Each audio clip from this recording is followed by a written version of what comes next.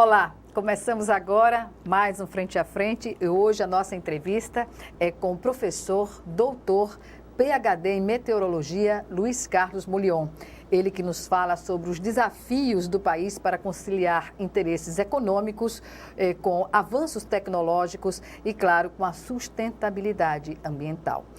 Na contramão dessas possibilidades, a gente se defronta com imensos desmatamentos recorrentes em áreas, como já falei, grandes da Amazônia, regiões como o Centro-Oeste, como também o norte do país. E o senhor, professor, a quem eu agradeço por ter aceitado o convite de estar novamente aqui no Frente a Frente, que tem pós-doutorado em hidrologia de florestas. Devastação de matas no volume que acontece no Brasil pode comprometer o equilíbrio climático do Brasil e do planeta? Gorete, é uma satisfação estar aqui com você novamente e também, claro, com o telespectador, o internauta. Gorete, sob o ponto de vista global, o desmatamento não afeta nada. O efeito maior do desmatamento é local.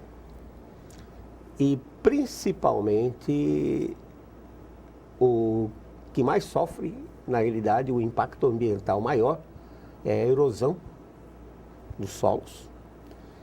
E, claro, mudança da qualidade da água dos rios, da vida aquática e de toda a vida que depende desses rios.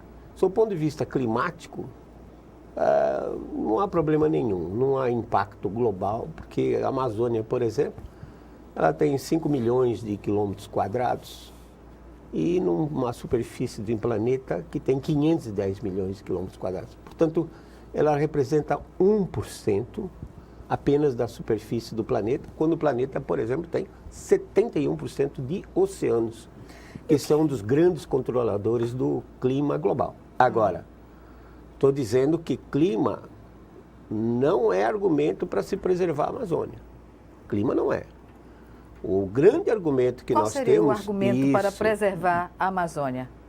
Sob o ponto de vista da biodiversidade, que provavelmente, talvez mamíferos, a gente conheça os 95%. De vez em quando se encontra, acha-se uma nova espécie. Árvores, talvez a gente conheça 40%, 50% das espécies que estão lá. Que são base para a farmacologia mundial, exatamente. Não é? Quando você entra, por exemplo, répteis, talvez uns 30%, mas na hora que entra em micro-organismos, que acho que a grande revolução para a humanidade vai ser o momento que o homem começar a dominar esses micro-organismos, né? Há quem diga, por exemplo, que o nosso próprio corpo, nós somos 53% bichos, micro-organismos, e 47% humano.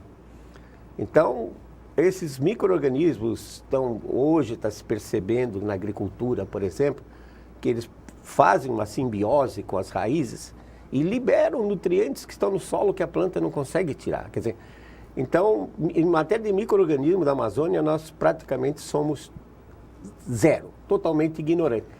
Então, a biodiversidade é um grande argumento para se manter a floresta e, é claro, sob o ponto de vista ambiental, o maior problema que se tem ao desmatar uma região tropical é que as chuvas são muito intensas. Nós fizemos um experimento... Constantes também, né? Tem lugar na Amazônia, que né? chove 330 dias, né? Pois é. Nós fizemos um experimento há 35 anos atrás em que nós colocamos uma área com uma calha e solo e vimos o seguinte, que há uma perda, se generalizar o resultado daquele experimento, haveria uma perda em torno de 300 a 330 toneladas de solo por ano. Ou seja, uma camada de 2 centímetros a 3 centímetros por ano seria jogada nos rios. E, claro, seria um desastre, né? Então, desmatamento para a plantação de soja, por exemplo, professor? Mas, do ponto de vista de clima, por exemplo, não faz diferença. Porque, por exemplo, há vídeos circulando aí na internet que dizem, olha, uma árvore como uma suma-uma, que é uma das grandes árvores da Amazônia, joga mais de 1.000 litros de água por dia. Então, esse apelo emotivo, emocional, a pessoa diz, caramba, se desmatar, não vai ter mais umidade. Primeiro que a umidade não vem da Amazônia. Vem Vem do Oceano Atlântico. O Oceano Atlântico é que fornece toda a umidade.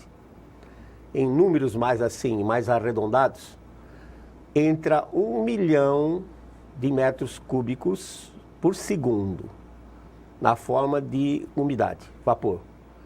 Ou seja, 1 milhão de toneladas por segundo entra. Mesmo atinge mesmo as regiões longínquas do litoral, como o norte e nós fizemos experimentos. A região amazônica? Nós fizemos experimentos em 85 e 87, junto com a NASA, e encontramos núcleos de sal marinho, que são chamados núcleos de condensação, que ajudam a formação de nuvens de chuva, em Tabatinga, na fronteira do Brasil com a Colômbia. Isso porque, como o vento não cessa e temos aí um deslocamento da ordem de 35 a 40 km por hora, em questão de 4, 5 dias, esse material chega até os Andes. Mas como eu estava dizendo, esse apelo, dizer que uma árvore na Amazônia joga 1.000 litros, uma árvore de 20 metros de diâmetro, joga mais de 1.000 litros. Isso não é nada. Um campo de soja, quando a soja está enchendo a vagem, ele joga mais do que o dobro do que a floresta. E quando se tem, por exemplo, plantações como banana, como se tem no norte de Minas Gerais, por exemplo, eles usam uma lâmina d'água de 10 milímetros, ou seja, 10 litros por metro quadrado. Mas o que está em questão é a biodiversidade, não é? Claro, eu estou dizendo que, sob o ponto de vista de clima, dizer que essa seca de 2014 a 2016 foi provocada pelo desmatamento, não tem base científica alguma. A conservação da floresta é devido à sua biodiversidade, que é importante, e também no que se refere à proteção ambiental, proteger o solo da erosão e a qualidade da água. Professor, o senhor esteve recentemente participando de um fórum de debates na Federação das Indústrias do Rio Grande do Norte, foi isso? Sim. Não é verdade? E lá o senhor reafirmou que não existe aquecimento solar, ou seja... Global. Aquecimento global, perdão. E essa afirmação já gerou muitas controvérsias, polêmicas, né, no meio científico aqui no Brasil. E o senhor mantém essa afirmação de que não há aquecimento global. Na verdade, o que há é o inverso, é o esfriamento global. Como comprovar isso cientificamente? Bom, primeiro que eu já falo contra o aquecimento global produzido pelo homem, sim, antropogênico, como se diz, que seria então devido à queima dos combustíveis fósseis, como petróleo, carvão, liberando gás carbônico e, consequentemente, aumentando o efeito estufa, ou a pecuária ruminante, que libera metano, que também seria um gás de efeito estufa. Já tenho falado disso já há 30 anos que eu venho falando. Na contramão da maioria, desde, né? Que o IPCC, que é a sigla em inglês para o Painel Intergovernamental de Mudanças Climáticas, que agora virou mudança climática, mas antes era aquecimento global. Toda a mudança pode ser para cima e para baixo, mas a deles é só para cima. Então, 30 anos que eu venho falando sobre isso, escrevendo sobre isso. Quando me permitem, publico. Quando a censura não dá, né? O que eu vou fazer? E a censura, professor? Há muita censura. Então, o que... Mas a censura vem da academia? Da academia. Sobretudo da academia? Sobretudo da academia. Sobretudo da academia. Qual o interesse da academia em censurar uma ideia contrária que pode ser contestada por meio de argumentos científicos também? Na realidade, o aquecimento global deles, essa história, inclusive, diga-se de passagem, hoje, né? De 2 a 14 de dezembro, está ocorrendo na Polônia a 24ª Conferência das Partes, a COP24. Já faz 25 anos que esse pessoal está aí. O que está por detrás disso, eu não sei. O fato é o seguinte, o único argumento que eles têm é resultado de modelos de clima. Porque o modelo de clima é um código de computador, um programa de computador. Alguns são muito complexos, como o caso, por exemplo, da NASA, do Instituto Goddard para Estudos Espaciais. É um modelo, a quinta geração desse modelo, tem mais de 1,5 milhão de instruções, linhas de instrução. Precisa de supercomputador, mas é um modelo que não representa a realidade. O modelo não consegue reproduzir o clima. Se ele não consegue reproduzir o clima, como é que eu vou confiar que o que ele está prevendo para 2040, 2070, 2100 vai acontecer? E inventaram essa história que não podemos passar de 2 graus acima. Qual o argumento? Nenhum. Não tem base científica nenhuma. Apenas eles tentaram fazer uma relação entre o aumento do gás carbônico, da concentração de gás carbônico, e a temperatura. Que pode Só que ocasionar... argumentos físicos, por exemplo, um estudo feito com satélite, cobertura de nuvens, é um grande controlador do clima. E o degelo nos polos? É consequência de transporte de calor pelas correntes marinhas. Publiquei um artigo no ano passado mostrando isso, mas deixa eu voltar um passo atrás. Se você tem na sua sala toda envidraçada, está entrando sol, você puxa a cortina.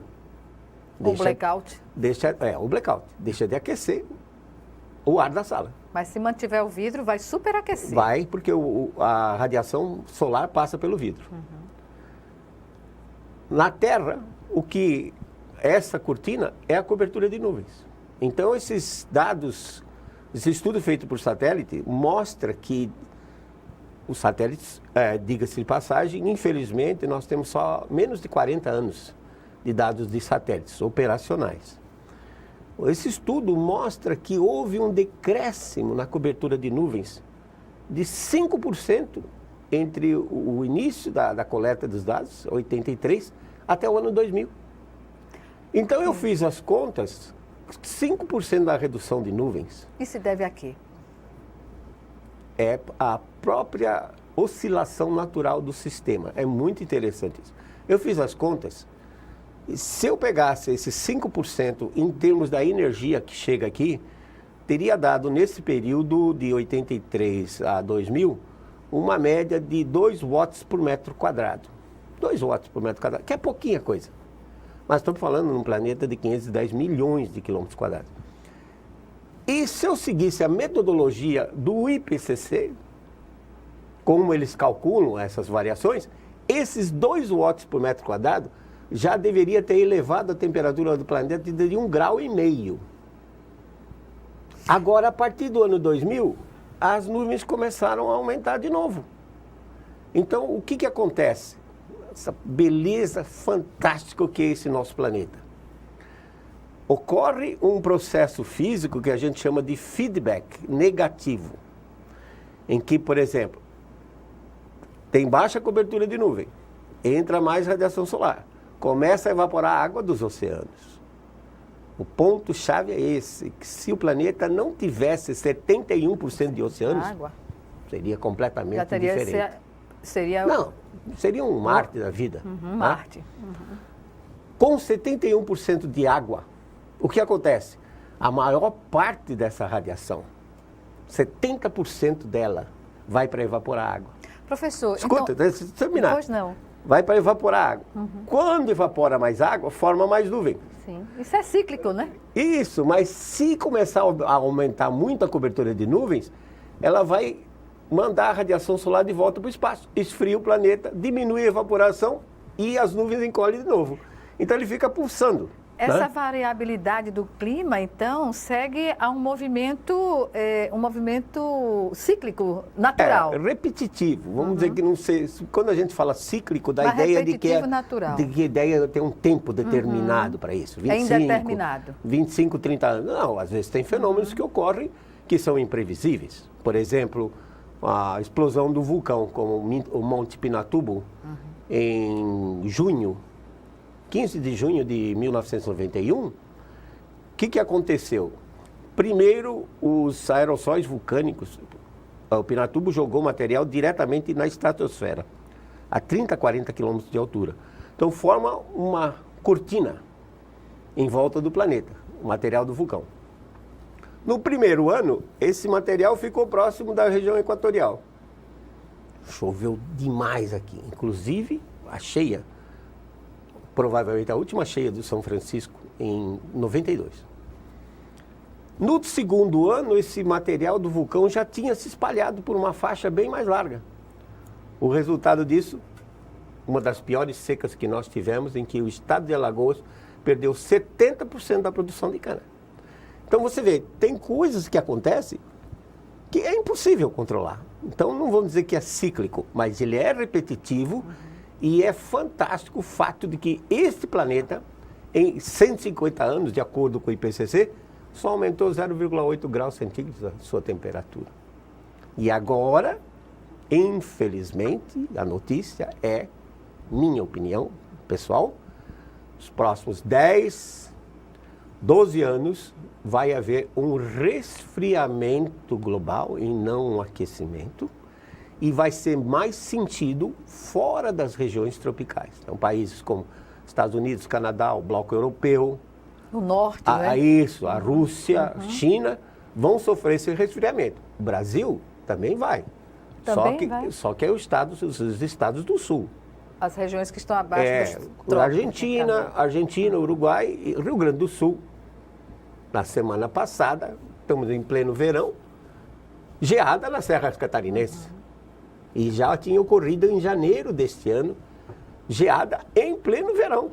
Então você vê essa manifestação que já está ocorrendo desde, talvez, não se sabe precisar o ano exato, mas provavelmente desde 2003 ao 2005, estamos tendo uma frequência de invernos mais rigorosos. Pois bem, vamos chamar agora o nosso primeiro intervalo e voltamos em 1 minuto. Até já.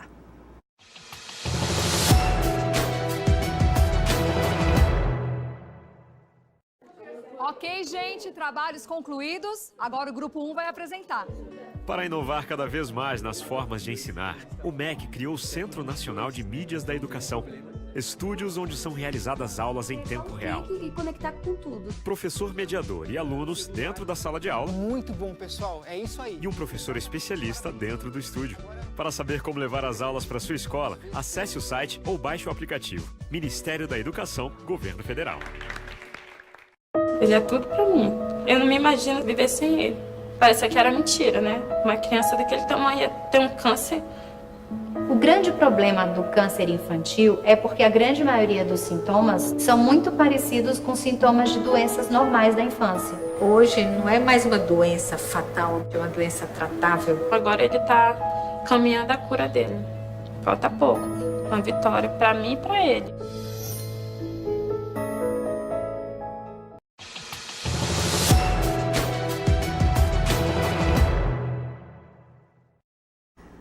Estamos de volta com Frente a Frente, que hoje recebe o professor, doutor, PhD em Meteorologia, Luiz Carlos Mulion, que nos faz aqui uma avaliação sobre aquecimento, resfriamento global. E no final do bloco anterior, professor, o senhor que tem um currículo extenso aqui para dizer que, além do que falei sobre o professor, ele tem formação no Canadá, Estados Unidos, Alemanha, Inglaterra, e já atuou como consultor da NASA, 2 grandes experimentos já realizados na região da Amazônia, aqui no Brasil, e pode nos dizer, né, por que haverá resfriamento nos próximos 10 anos em países tropicais, como o nosso, que serão atingidos, não é? E a causa principal desse resfriamento? Bom, a causa principal é a nossa fonte de energia, que é o Sol. O Sol é um astro não muito bem comportado. Ele tem 2 ciclos básicos que nós conhecemos. Afinal de contas, temos aí da ordem de 400 anos, desde que Galileu começou a observar o Sol. Não tem muito pouco tempo. Mas ele tem um ciclo de atividade de 11 anos. Em 4 anos ele atinge um máximo, depois leva 7 decaindo. Mas superimposto a esse ciclo de 11 anos, ele tem um ciclo maior, de cerca de 100 anos, chamado ciclo de Gleisberg. A cada 100 anos, no início de cada século, o Sol entra no mínimo de atividade. E os físicos solares estão dizendo que esse próximo ciclo, que deve começar já no final deste ano, de 2019, ou 2020 no máximo, vai ser um mínimo ainda mais fraco do que foi o mínimo de Dalton há 200 anos atrás. No final de 1798 até 1815, 1816. Esse mínimo vai ser inferior ainda àquele de 200 anos atrás. Aí vamos fazer um comparativo do que foi há 200 anos e do que pode ser agora. Charles Dickens, por exemplo, no Oliver Twist, relata como eram os invernos da Inglaterra nesse período, né? O rio Tâmisa chegava a congelar e o pessoal fazia feiras em cima do rio Tâmisa. Eu não creio que vá chegar a esse ponto, porque naquela época já vinha frio de um período desde 1350 depois de Cristo, que segundo o IPCC durou até 1850. Eu particularmente, analisando dados do Brasil, diria que esse período frio, chamado a Pequena Era Glacial, durou até 1915, 1917, que foi quando o Sol estava num mínimo. Agora o Sol está repetindo esse mínimo em 2020 a 2030. Os russos... E aí é um ciclo de mínimo, né? É um mínimo, mas mínimo minimorum mesmo, daqueles bem baixos que só ocorrem a cada 100 anos. Bom, tem dois aspectos. Um é o privilégio que a gente tem hoje, com toda essa parafernália de telescópios, são 3 telescópios voltados para o Sol. Potentes. A NASA lançou, há cerca de um mês e meio atrás, lançou uma nave especificamente para estudar esse mínimo solar. Então, a vantagem é que pela primeira vez a humanidade, o Homo sapiens, vai ter condições de ver como é que o Sol se comporta, num mínimo que só ocorre a cada 100 anos. Mas aí o outro lado é que esse resfriamento, por exemplo, para as regiões fora dos trópicos, ele vai encurtar o período de cultivo. E é exatamente a fome que tem movido a humanidade. Todas essas guerras que você vê, quando você estuda desde a época de egípcios, romanos, sempre foi a fome que causou grandes distúrbios sociais. Por exemplo, a Revolução Francesa, de 1789, ela foi causada porque o povo estava em um período frio, frustrações de safra. Então, o que vai acontecer? É o que está acontecendo hoje nos Estados Unidos. Os estados do norte, Minnesota, Iowa, estão colhendo soja debaixo da neve. E rezando para que a temperatura fique baixa, porque se a neve passar pela máquina colheitadeira e derreter, aí eles perdem o grão. Então é o que vai acontecer. As primaveras, os invernos vão se alongar 2, 3 semanas a mais, eles vão ter que esperar para plantar. Em compensação, quando chegar no final do verão, início do outono, já pode ocorrer geadas e nevascas que vão impedir essa colheita. Então, aqui no Brasil, nós vamos ver isso mais no Rio Grande do Sul e Santa Catarina, né? Com temperaturas baixas durante o inverno e invernos mais rigorosos. Eu disse que isso tem acontecido já desde 2003, 2005, a gente não sabe ainda precisar bem a data, porque tem que esticar um pouco mais a coleta de dados mais para frente, esperar passar mais um tempo. Mas eu só vou lhe dar um exemplo. Em 2010, junho de 2010, uma massa terpolar passou pelo Uruguai, matou mais de 100 mil cabeças de ovelha, que a ovelha já vem com aquele casaquinho, mais resistente, casaquinho né? Pois de inverno. De lã. E o Paraguai reportou uma perda de mais de 7 mil cabeças de gado. Porque o gado de corte, ele fica no pasto. O gado leiteiro é recolhido para retirar leite na madrugada. Mas o gado de corte, ele fica no pasto. Exposto. E o animal morre de hipotermia, morre de frio. Né? Pois é. Então, o Sol entrando no mínimo de atividade, o que vai acontecer é que o campo magnético solar ele vai ficar mais fraco. Quando ele fica mais fraco, a Terra é bombardeada por raios cósmicos galácticos, que por sua vez produzem mais nuvens. E são essas nuvens que vão refletir a radiação do Sol. De tal forma que os oceanos esfriando, como a atmosfera é aquecida por baixo, o ar em contato com a superfície, os oceanos, que constituem 71% da superfície desse planeta, se esfriando os oceanos, o clima vai esfriar. Então há uma argumentação muito sólida nesse aspecto. E eu estou sendo modesto. Eu digo que não é uma nova era glacial. Em média pode cair 0,2, 0,3 graus centígrados. Mas os russos acham que isso aí vai se esticar até o ano 2050. Eu acho que não. Acho que passado esse mínimo solar, o Sol começa a aumentar a sua atividade e devemos ter, depois disso, um período semelhante a 1925 até 46, em que o Sol teve um máximo de atividade nesse período, né? Então, acho que isso mais ou menos deve se repetir. Professor, já que estamos falando em clima, não é? Um tema em discussão que foi levantado recentemente pelo, então, presidente eleito Jair Bolsonaro, de trazer tecnologia de Israel para ajudar de forma coadjuvante no desenvolvimento da região do semiárido no Brasil. Há necessidade de buscar tecnologia fora do país? Quando eu entendo, não sou cientista, mas a gente sabe das experiências no mundo e das condições que o poder público teve no Brasil, sobretudo na região Nordeste, não é? A região do semiárido aqui na região Nordeste, de trazer uma alternativa energética que não seja o que nós dispomos no momento. O desenvolvimento regional, bom, primeiro, respondendo a sua pergunta, não precisa trazer nada. De fora para cá, nós já temos tudo. O que falta, na realidade, é gestão dos recursos hídricos existentes e um planejamento regional para um desenvolvimento que seja adequado à região. O maior exemplo que nós temos é Petrolina. O que era Petrolina há 70 anos atrás? Às margens do Rio São Francisco. Praticamente nada. Chove 430 milímetros em Petrolina.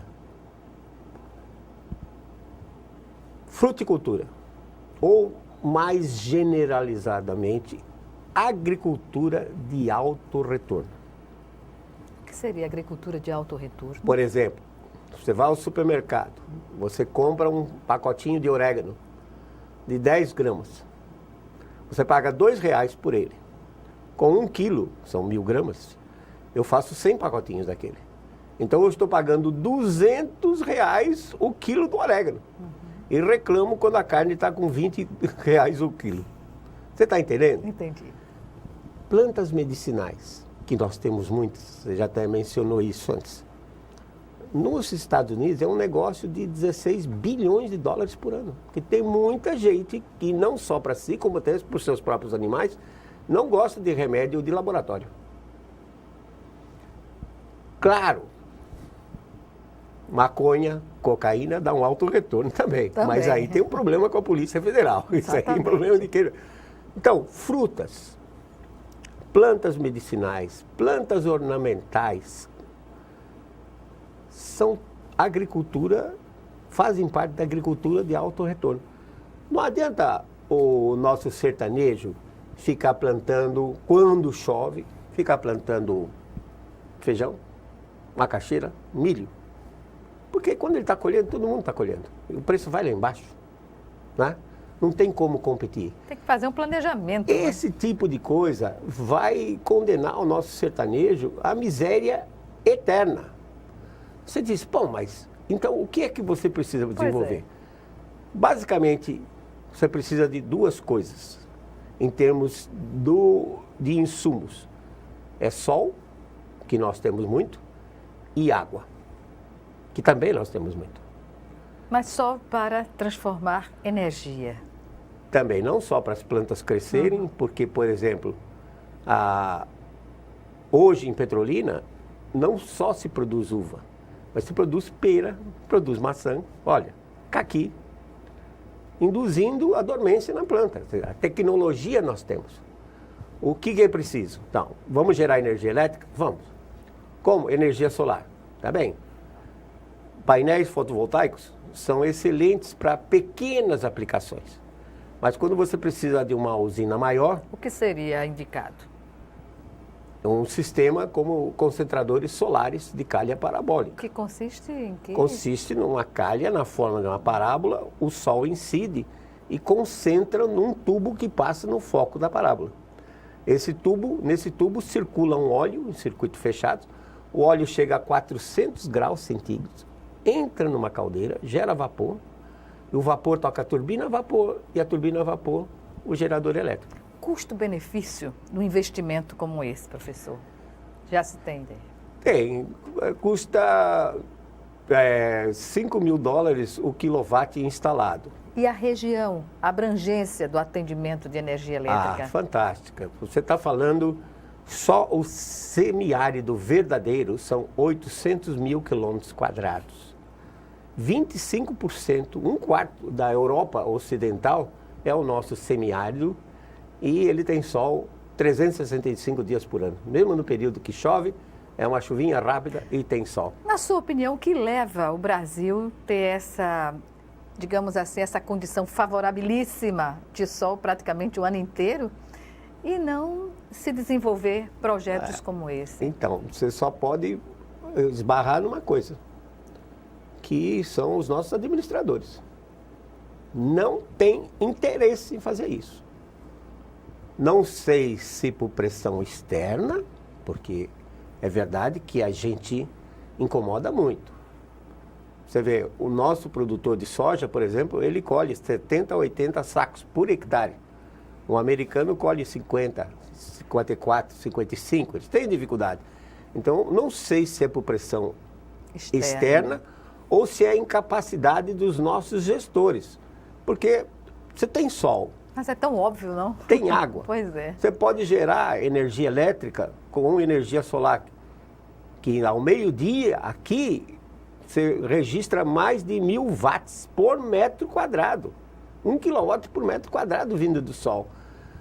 Falta um planejamento adequado, faltam políticas de desenvolvimento e também uma política de financiamento.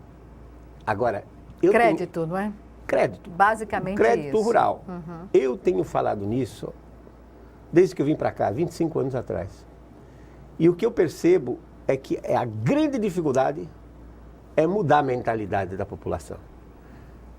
O Domício, que me desculpe, mas quer manter uma bacia leiteira em Batalha, num lugar que chove 700 milímetros. Uma vaca de leite precisa de 60 litros de água por dia, não só para beber, mas também para higienização do ambiente e tudo mais. Então não dá, tem que ser compatível. O que vai bem nisso? Aqui, frutíferas. Eu tinha até um projeto que eu acabei não realizando, porque não dá para fazer tudo na vida, que é fruticultura irrigada com gotejamento, água dessalinizada. Você vai dizer, mas é caro. Não é caro. Quando você tem adequado. Por exemplo, cito um pequeno exemplo. A Embrapa lançou uma variedade de uva, há 4 anos atrás, chamada B de bola, BR de Brasil, Magna. Essa uva dá 3 safras por ano, que o ciclo dela é menos de 100 dias, e em cada safra ela dá 30 toneladas. São 90 mil quilos de uva por hectare por ano. Ou seja, um custo-benefício... Isso, quer dizer, se o indivíduo dessalinizar a água, produzindo 90 mil quilos por hectare por ano, ele não vai ter o lucro dele? E como vai? Como? Um boi não dá isso. Pois é. Professor, vamos chamar agora o nosso segundo e último intervalo. Voltamos em 1 minuto.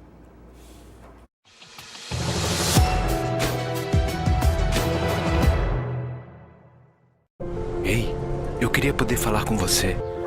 Te falar desses últimos meses e como tudo tá melhor. Eu percebi que viver é incrível, mais do que eu imaginava. Ser pai era um sonho e você me permitiu presenciar o nascimento da minha filha. Foi lindo. Pintei o quarto dela exatamente como imaginei. Antes de você, eu tinha medo de não conseguir estar presente quando esse momento chegasse. Queria te contar que, por sua causa, eu pude viver tudo isso.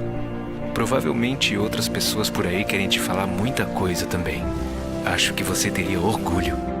Não só por mim, mas por ter feito algo tão nobre por pessoas que nunca viu. Eu só queria dizer obrigado. Obrigado por me dar mais tempo com a minha família. Obrigado pela sua doação de sangue.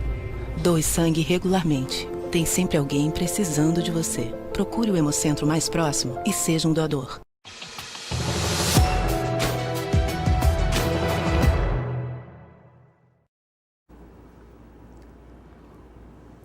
Estamos de volta para o último bloco do Frente a Frente, que hoje recebe o professor meteorologista Luiz Carlos Mulion.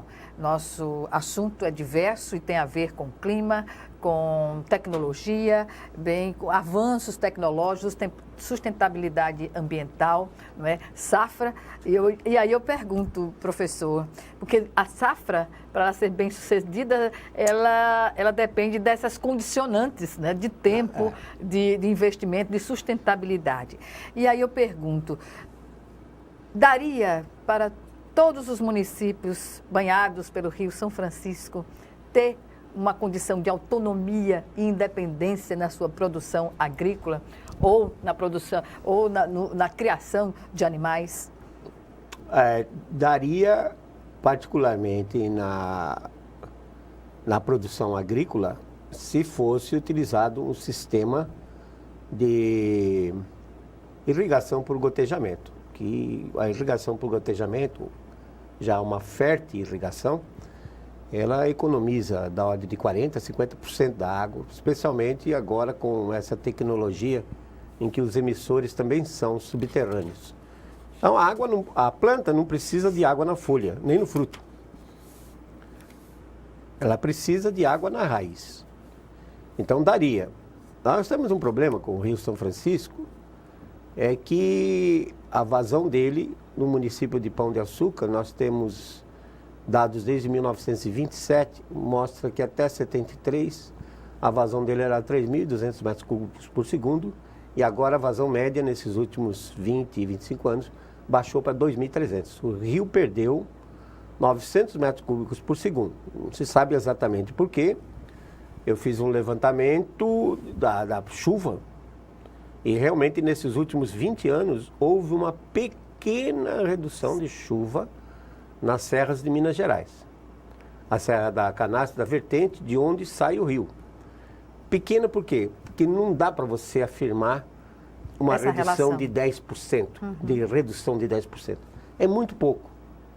Mas como a bacia de captação, que vai desde a Serra até Pirapora, tem aproximadamente 112 mil quilômetros quadrados, isso para mim representa já uma perda para o rio de aproximadamente 40%. Ou seja, eu explico metade da perda do rio por essa redução de chuva na Serra de Minas Gerais. Pois é, perda do rio por redução de chuvas e ainda tem um componente nesse contexto da salinização em algumas áreas, né? Mas isso não é tão crítico assim. Eu diria que uma fonte, vamos dizer assim, de perda, né? Uma perda também, foi a criação do Lago de Sobradinho. Porque o Lago de Sobradinho, ele quando está na sua cota normal de operação, ele tem uma área de 4.214 quilômetros quadrados, e eu fiz uma estimativa de que esse lago perde 400 metros cúbicos por segundo,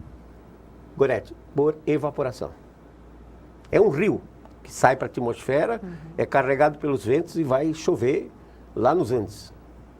Né? Lá nos Andes. Nos Andes, porque ele vai convergir, o vapor vai convergir lá. E também o fato de que nos últimos anos aumentou muito consumo de água, né, pela agricultura, embora a Agência Nacional de Águas, a ANA, diga que só de outorga oficial tenha 173 metros cúbicos, mas acho que tem mais. Estão tirando mais água do que... Então o rio perdeu. Agora, ainda assim, esse rio está jogando 550 metros cúbicos por segundo no oceano. Para você ter uma ideia o que é isso, o Rio Colorado, que fez um deserto chamado Califórnia, deserto, a média dos últimos 50 anos de chuva na Califórnia é 190 milímetros. Chove menos do que aqui. Ele tem 520 metros cúbicos por segundo em média, a vazão dele. É um desperdício que acontece aqui? Eu acho que sim. Temos que encontrar uma rediscutir solução para isso. Temos que rediscutir. Devemos jogar os 550, aí vão entrar os ambientalistas de plantão e dizer, precisa. Mas eu já apresentei um projeto para o governador, foi entregue na mão do secretário do Planejamento. Não sei se vão levar adiante isso, a ideia, mas a ideia é basicamente você construir talvez 3 barragens no Baixo São Francisco e fazer 3 lagos permanentes. E teríamos então navegação, uma via de 240 metros de Piabuçu até Piranhas, 240 quilômetros de navegação, turismo, lazer, piscicultura, né? Pode ter com escada para peixe, eclusa para barco, e ainda de quebra botar uma turbina como essas que usaram no Rio Madeira, na Santo Antônio e Giral, que é uma turbina de 75 mega, gerar energia elétrica. Isso considerando o Canal do Sertão também, paralelamente, não é, professor? Que também, por incrível que pareça, Gorete, tem que ter gestão não também. Tem gestão nenhuma. Cada um faz o que quer com aquela água. Tá? Não tem gestão nenhuma. Antes deveria ter o que se chama em inglês de Water Authority, uma autoridade sobre a gestão da água. Antes desse canal ser construído, já devia ter essa comissão que iria regulamentar o uso da água. Para não haver desperdício Isso, também. e temos que discutir, embora os ambientalistas sejam contra, temos que discutir se vale a pena jogar atualmente os 550 metros cúbicos por segundo do Rio São Francisco no mar. Professor, estamos infelizmente no minuto final do nosso programa e eu pergunto a sua opinião sobre a possibilidade real de o Brasil sair do Acordo de Paris. Bom, Bolsonaro repetiu novamente nessa semana passada que vai sair do Acordo de Paris. O Acordo de Paris não serve para nada. É um fundo que eles querem de 100 bilhões de dólares para reduzir as emissões de gás carbônico. E é uma hipocrisia. Por quê, professor? Porque, por exemplo, a Alemanha terminou a construção de 23 termoelétricas a carvão. 23 termoelétricas a carvão, uma potência de 12 gigawatts. É uma Itaipu e meia. O Japão, depois que fechou as usinas com o acidente de Fukushima... Mesmo com o Acordo de Kyoto? Mesmo com o Acordo de Kyoto. O Japão, depois que fechou as usinas nucleares devido ao problema de Fukushima, sim, se mantém como? Importando carvão da Austrália e usando termoelétrica. A Polônia, onde está sendo realizada a conferência agora... É uma energia cara, né, professor? É cara, mas a energia mais cara é aquela que você não tem. E você precisa de energia e água para o desenvolvimento. Além, obviamente, de um bom planejamento e gestão dos recursos. Para armazenar energia, né? Claro, armazenar energia é um outro grande problema. A humanidade ainda não conseguiu armazenar energia elétrica.